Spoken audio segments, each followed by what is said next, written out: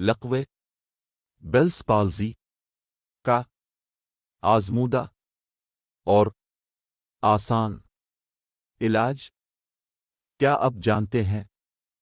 دنیا کے 99% افراد کو لقوہ ستمبر سے نومبر کے درمیان ہوتا ہے۔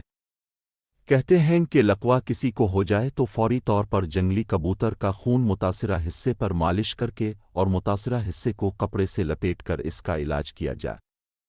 لیکن کبوتر پرندوں میں واحد پرندہ ہے جسے خود سب سے زیادہ لقوے اور فالج کی بیماری لاحق رہتی ہے، جس کی اپنی رگوں میں دوڑنے والا گرما گرم خون خود اس کو فالج لقوے سے محفوظ نہ رکھ سکے۔ اس کا خون آپ کے کس کام کا؟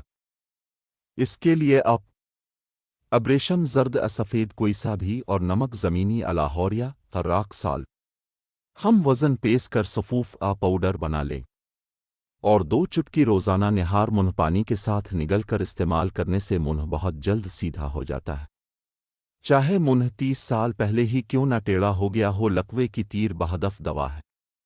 یاد رہے ان دونوں اشیاء کا پیسنا آسان نہیں، کسی پنساری کے گرائنڈر سے ان کا ہم وزن پاؤڈر بنایا جا سکتا ہے۔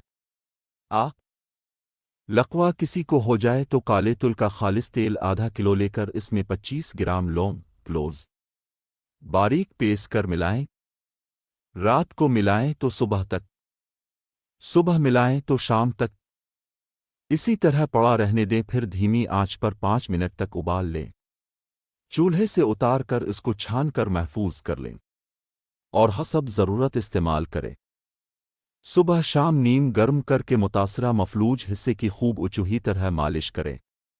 چند روز میں فالج زدہ، لقوہ زدہ ٹیڑھا منہ پوری طرح سیدھا ہو جائے گا۔